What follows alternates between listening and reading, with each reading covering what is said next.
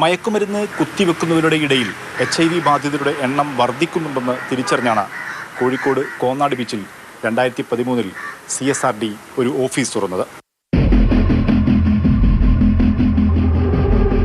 ഒരേ സൂചിയും സിറിഞ്ചും പല ആളുകൾ മാറി മാറി ഉപയോഗിക്കുന്നതുകൊണ്ടാണ് ഈ രോഗവ്യാപനമെന്ന് കണ്ടെത്തി മയക്കുമരുന്ന് സ്ഥിരമായി ഉപയോഗിക്കുന്ന ആളുകളെ നേരിട്ട് കണ്ട് പുതിയ സിറിഞ്ചുകൾ നൽകുകയാണ് ഈ സെന്റർ ചെയ്യുന്നത്.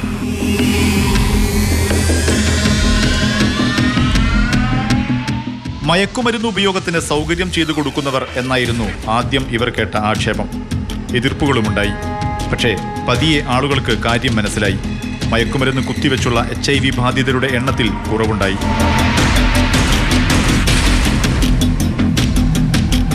നമുക്ക് 518ഓളം മയക്കുമരുന്ന് കുത്തിവെക്കുന്നവർ ഞങ്ങളുടെ ക്ലയൻസായിട്ട് ഞങ്ങൾക്ക് രജിസ്റ്ററിലുണ്ട്.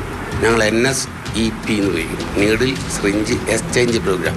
ഒരു പഴയ നീഡിൽ ഇങ്ങോട്ട് തരിക, പുതിയ കൊണ്ടുകൊള്ളുക. കാരണം പഴയതിൻ്റെ നീഡിലിൻ്റെ അതിന് ഷാർപ്നെസ്സൊക്കെ കുറഞ്ഞിട്ടുണ്ടാകുമ്പം അവർ ആരെങ്കിലും ഉപയോഗിച്ചിട്ട് ഇട്ടിട്ട് പോയി നീഡിലെടുത്ത് കുത്തും. ഇവർക്ക് കുത്തിവെക്കുക എന്നുള്ളത് ഭയങ്കര ഇഷ്ടമുള്ള സംഭവമാണ്. ഈ മയക്കുമരുന്ന് കിട്ടിയിട്ടില്ലെങ്കിലും ഇവർ വെറുതെയെങ്കിലും കാല് സിറിഞ്ച് എടുത്തിട്ട് കുത്തിയിട്ട് ബ്ലഡ് ഇങ്ങോട്ട് വലിക്കുകയും തിരിച്ച് കയറ്റുകയൊക്കെ ചെയ്യും. പദ്ധതി തുടങ്ങിയ 2003 മുതൽ 2013 വരെ കോഴിക്കോട് 16 HIV പോസിറ്റീവ് കേസുകളാണ് റിപ്പോർട്ട് ചെയ്തത്. പ്രവർത്തനം ഫലം കണ്ടതോടെ 12 വർഷം ഒരു കേസ് പോലും പുതുതായി വന്നില്ല. ഈ വർഷമാണ് ഒരു പോസിറ്റീവ് റിപ്പോർട്ട് ചെയ്തത്.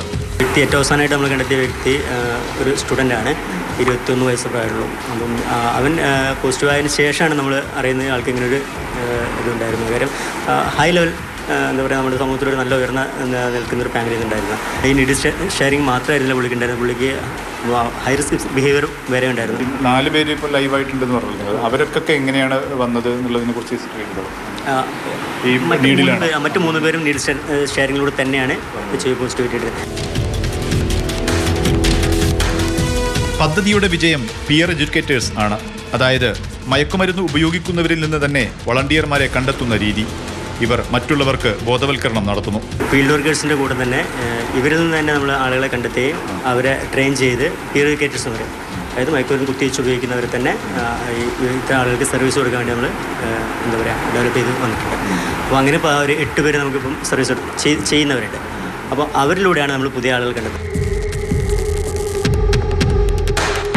ലഹരിക്കടിമപ്പെട്ടവരെ എയ്ഡ്സ് എന്ന മഹാവിപത്തിന് വിട്ടുകൊടുക്കാതെ നോക്കുകയാണിവർ.